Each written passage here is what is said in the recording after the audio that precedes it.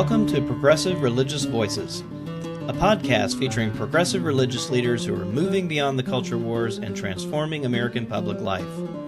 I'm Robert P. Jones. In this podcast, I talk with Dr. Omid Safi, Associate Professor of Religious Studies at the University of North Carolina. Dr. Safi is also author of Progressive Muslims on Justice, Gender, and Pluralism. I'm Omid Safi. I'm a professor of Islamic Studies at the University of North Carolina. I think that an important challenge that all of the religious traditions have had to deal with is simply the challenge of history, and in particular, the set of transformations that have come about through the Age of Enlightenment. Many of our religious traditions, Islam certainly included, have many beautiful teachings that I think are very resonant with some of what we think of today as international human rights norms. And people like me, who oftentimes think musically, are very interested in this resonance of modern international secular human rights norms and traditional Islamic values, right? At a musical level, how do these two notes resonate with each other without saying that one derives from the other one or that they must be collapsed into one and the same? It's sort of a symphonic kind of an approach at that level. But the reason that for me that historical reminder is helpful is to emphasize that as a body of knowledge and practices, Islam has always been dynamic and fluid. That it has not in fact remained static and eternally unchanging, that it has taken on many forms, many expressions, and it has been able to internally respond to these external stimuli and even take what was at one point external and internalize it so that it too becomes part of the ocean. This isn't the postmodern angst of the ground is shifting under my feet and woe is me if there is a me. There is some sense that, ultimately there is God and there is truth and beauty and justice in the world, and how we manage to find it is also part of how we find our own selves.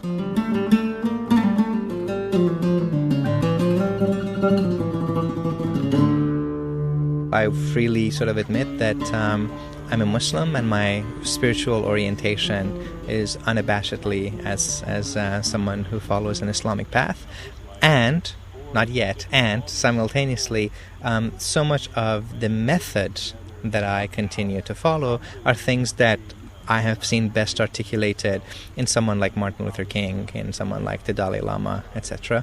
It's not a new thing. Martin stole, borrowed, copied Gandhi. Gandhi borrowed from whoever else. And so I think this is part of the fluidity of religious traditions. The question is, I think whereas some progressives are very open about the fact that there is this kind of fluidity and there is this situatedness, I think that for some of the people that I've tried to call literalist exclusivists, there's an attempt to hide or deny the actual historic context, and to pretend that all that they are doing is to faithfully, innocently, and transparently quote for you some verse of the Quran or some saying of the Prophet Muhammad, hadith. And I think my question would be, first of all the verses of the Quran, why this one? Of all the statements of the Prophet, and there might be 600,000 of them, why this one? And to go back to something that the Prophet's own cousin and son-in-law and caliph and the Shia Imam Ali ended up saying, the Quran doesn't speak. Human beings speak. And I think that if there is ever going to be a gulf that shall not be bridged immediately between literalist exclusivists, aka fundamentalists, and progressives, it's this notion of, does scripture speak by itself or does it speak through human beings? For someone like me, yes, the Quran is divine, yes, scripture ultimately derives from God, but it actually represents God's interaction with humanity. It represents God's engagement with humanity. There are human beings involved in interaction. The text, the audience, and the revealer of the text form a kind of holy triangle.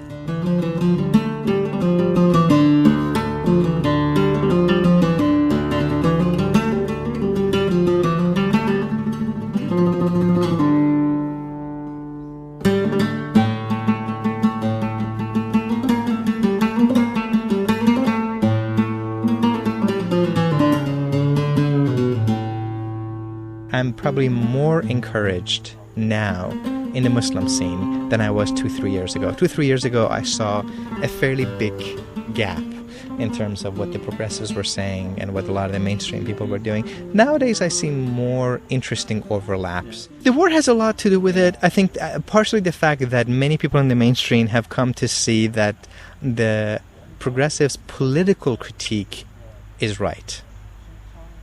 Look, to put it as simply as we can, if we're spending $2 billion a week on this godforsaken war, that's $2 billion that we don't have to build homes in this country. That's $2 billion a week that we don't have to actually take care of our children's health insurance. That's $2 billion a week that we don't have to actually put good teachers in schools and to take care of our students. I think one of the things that is happening, and this is what Martin was so amazing at helping people see, is that a war that was literally on the other side of the world was responsible for an exacerbated poverty in this country. And I think this is one of the things that we have to sort of keep doing and saying and preaching, is that there is no reason why we as the United States should be spending more on our military than the next 30 countries combined. And there's better uses, not for their money, but actually for our money, because we are fundamentally the people who are paying for it. And I think at those levels, a lot of the people in the mainstream Muslim community have actually come to see that a lot of the points that the progressives were making, that it was actually speaking very prophetically at that level.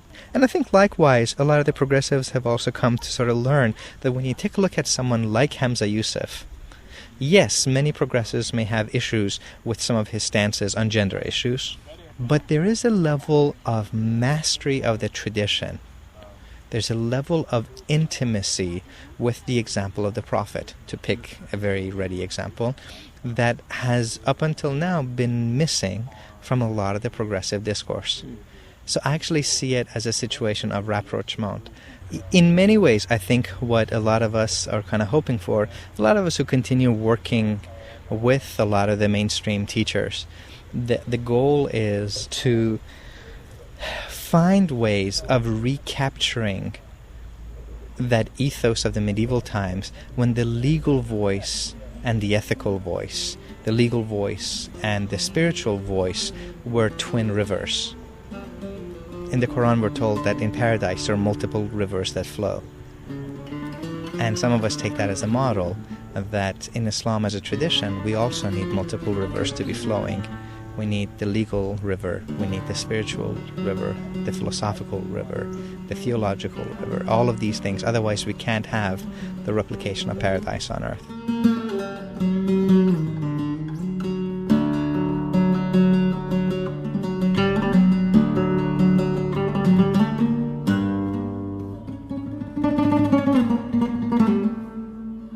There's a way in which the God of the Quran, that is to say, the God of the whole world, speaks about loathing oppression. That's an incredible resource. There's a way in which justice in the Quran is linked together with everything that is lovely and beautiful, and both are described as the qualities of God. That everything that is fundamentally unjust and oppressive stands in opposition to God's will. That no form of tyranny can be divinely foreordained, right? So when the Quran talks about the Pharaoh and the Moses, yes, I do believe that there was a historical Pharaoh and there was a historical Moses. But I also, believe, as Rumi, the great mystic, asked, who is the Moses of your soul and who is the Pharaoh of your soul? And in our own age, there are pharaonic presences. And I think this sort of a me-first consumerist mentality that says, I must have the more and the more and the more of material goods, to the detriment of those in the world, 1 billion of them, that sleep with $1 a day. That, to me, is the Pharaoh presence in this world. And I think if there is a coming together of folks on the left, as there has to be, it's partially because, it's when the night is darkest that we see the stars. And I think that the tyrannical hegemony, this oppressive presence that we have seen, this kind of America is here to either rule the world or to be the beacon to the world, as opposed to we are part of this world. And we can do nothing that is good for us if it simultaneously harms the world. I think that it has necessitated the rising of this kind of prophetic consciousness among people. And as many of us have said, we do this work not for our own sake, but actually for the sake of our grandchildren. I don't think any of us will actually get to live long enough to see the fruits of this labor, and that's irrelevant. The question is to realize that all of us eat the fruit that come from trees that someone planted a long, long time ago.